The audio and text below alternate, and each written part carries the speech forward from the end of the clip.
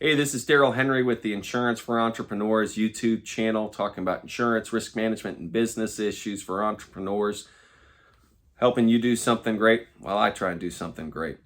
This video is 15 risk management practices that every social service should have. Let's go.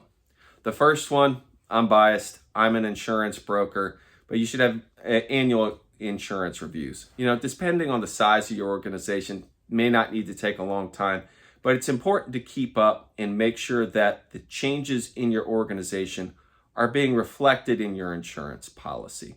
This can be a 15-minute conversation with your insurance broker, but make sure you're looking at it every year. The next thing that I talk about with people are annual facilities inspections. If you don't own a building, this doesn't apply to you as much. If you rent a space, it's still important to walk around. And this doesn't have to be fancy. Just walk around with a checklist and look for places where the carpet's a little torn up, where the walkways are uneven. Look for places in the facilities where you can see that the gutters aren't doing so well. Make a note, make a plan to fix it. That level of care makes a difference when you are negotiating with underwriting, and anything that you can do to prevent a claim, that's what's best for the organization too, because claims are extremely disruptive. The third thing I recommend is to do an inventory review. When my customers have a big fire, the first thing that they want to see is that they get enough money for all their stuff. It's really hard to go to a claims adjuster and say, hey, I need all my desks, chairs, and computer equipment back if you don't know what you had. There's the quick and easy way that I suggest to people is to walk in every room and take a picture of what's in the room. It's a video inventory. But if you want a very detailed inventory, collect receipts, create an inventory.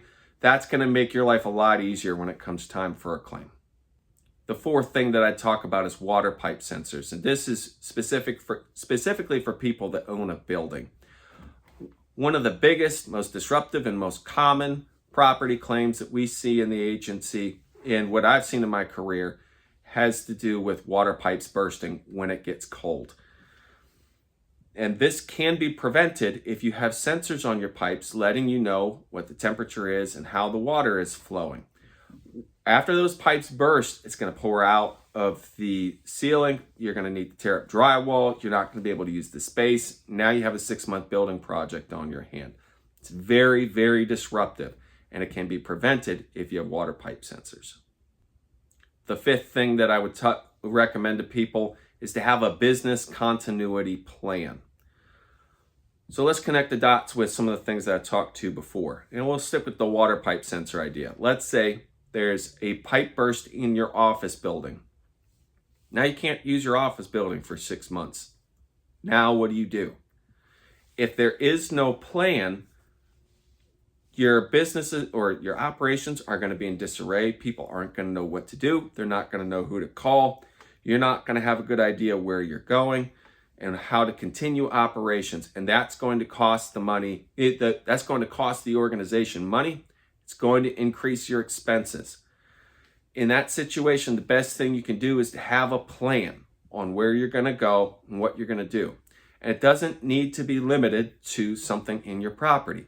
Business continuity can have to do with incoming hurricane. It can have to do with what if a key person goes down. It can have to do with what if there's a violent event in your space. The idea is something happens that disrupts our operations. What is our plan? And depending on what you are, those events that would disrupt your operations are different. So how do you create a plan? Brainstorm. What are the things that could happen to me? Write a plan. The sixth thing dovetails nicely to the business continuity plan. It's the crisis communication plan. Fancy words for, hey, if something bad happens, we've got a plan for where we're going to do business, but how are we going to communicate people? How are we going to let all the key people know what we're doing, what's happening, and where we go from here? So I've made some we'll stick with the water pipe sensor idea. Pipe bursts in the building, can't use the office. Business continuity plan will tell you where you're going to go, how you're going to do business, where people are going to work, and how you're going to keep operations moving as smoothly as possible. The crisis communication plan is the plan on who needs to know. Employees, stakeholders, if you're a nonprofit, probably board members. If it's an office space where clients or people from the community come in, they need to know. The crisis communication plan is how you're going to keep everybody in the loop on what's happening. It should have key phone numbers. It should have key action plans on how you're going to do it.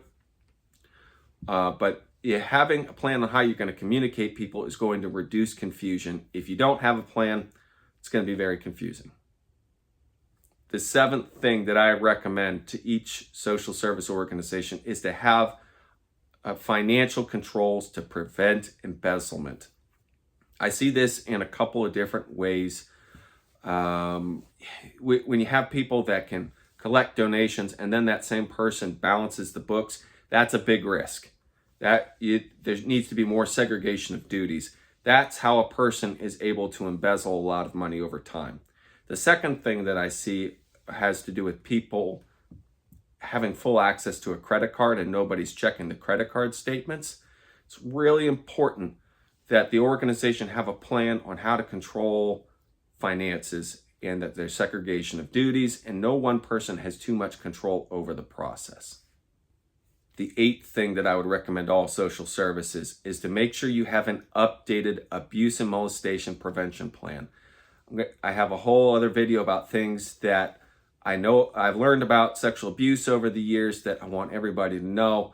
But the short version here is that your written policies and procedures are going to be your sword and shield in court if you have to go there. So make sure that they're updated. Make sure that they are good. Make sure they've been reviewed by an attorney. And make sure you're following them because that's what's going to protect your reputation. That's what's going to help you keep going. And that's what's going to help minimize the situation in court. The ninth thing that I would recommend is to have a quality assurance plan. Now, I'm not a caregiver. I can't tell you how to run a group home. I can't tell you how to be a counselor. But I can tell you that from an insurance perspective, when you purchase professional liability, what you're talking about is lack of care. And so the same thing that I just mentioned about abuse and molestation, your sword and shield in court are going to be your written policies and procedures and your documentation. If you agree to give a certain level of care to somebody, documenting that you provided that level of care is critical so that if they come back and say that you did not provide that level of care, you can document how you did it, what you did in the contract that stipulates what you were supposed to do. That's what's going to be your sword and shield. The 10th thing that I would suggest that I want every social service to talk about are telematics units for their vehicles. If you don't own vehicles, you can skip past this part, but telematics are units that you can put in your vehicles to monitor drivers' behavior. It'll tell you where the vehicle went, how fast it's going, whether they had hard stops or hard accelerations.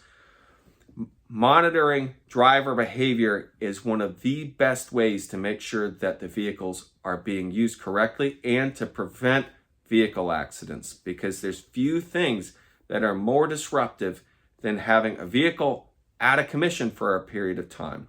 Means you have to rent vehicles, means that you have to change your routes, you have to change your operations. Big hassle. The way to prevent claims is to manage behavior, to monitor behavior and make sure that the vehicles are being used correctly. The 11th thing ties alongside telematics units, but it's driver screening and training. I would encourage all my social services to think about driving as part of the job description and you are trying to hire good drivers, because the quality of the driving, it really comes back to the quality of the person that you hired. If you hired a person that drives too fast, that has hard stops, that has a lead foot, they're going to be far more likely to have an accident. So if you want there to be less accidents, hire people that drive well, show them how to do it, and then monitor their behavior to make sure that they're doing it. But if you hire good people, you won't have to watch too close. Good people will do the job well. The 12th thing that I would encourage all my social services to think about is to regularly review your employee handbook and make sure it is staying up to date. This is going to protect you from an employment practices liability perspective. Somebody coming back and saying you either hired me or fired me wrongfully, that you fired me because I'm black, white, gay, Latino, you didn't follow your hiring and firing practices correctly. Your handbook is your sword and shield. It is the basis under which you can make employment decisions. So make sure that it's up to date. Make sure you are going in and you have the proper equipment to do the job when you're hiring and firing people. And that's your handbook. The 13th thing that I would talk to people about would have to do with making sure you have the appropriate cyber hygiene. Cyber hygiene is a fancy way of saying multi-factor authentication, backing up your data, making sure you have end-to-end encryption. There's a couple of best practices that if you're working with a managed IT service provider that they can help you implement, but are so critical for protecting your customers' data, your clients' data, your own data, and making sure that in the long term that you are going to be less likely to be breached.